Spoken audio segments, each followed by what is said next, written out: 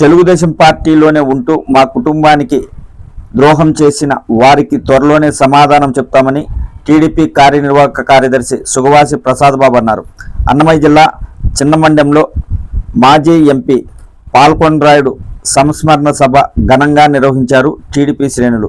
ఈ కార్యక్రమంలో ప్రసాద్ బాబు పాల్గొని కార్యకర్తలను ఉద్దేశించి మాట్లాడుతూ రాయచోటిలోనే ఉంటూ గడప గడపకు తిరిగి మా కుటుంబానికి జరిగిన అన్యాయాన్ని ప్రజల్లోకి తీసుకెళ్తానని, అలాగే రాజంపేట టీడీపీ నియోజకవర్గం ఇన్ఛార్జి సుగవాసి సుబ్రహ్మణ్యంకు ఇవ్వకుండా అవమానించారని సుగవాసి ప్రసాద్ బాబు ఆవేదన వ్యక్తం చేశారు.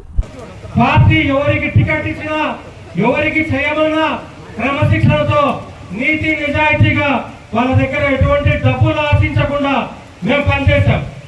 అదే గమనించి తెలుగుదేశం పార్టీ 2024లో బాలసుబ్రహ్మణ్యం గారికి రాజంపేట టికెట్ ఇస్తే కొంతమంది స్వార్థపరులు తెలుగుదేశం పార్టీ నాయకులే కొంతమంది వెన్నపట్టు కొట్టారు.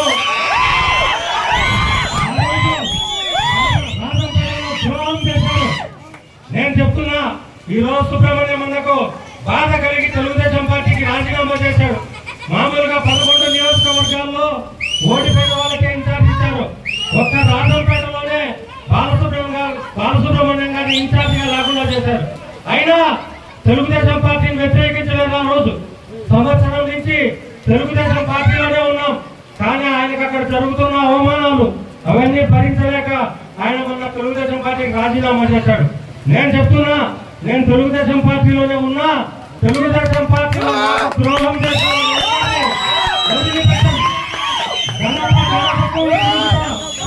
నియోజకవర్గంలో ఖచ్చితంగా మాకు జరిగిన అన్యాయాన్ని గడప గడపకు చెప్తాను.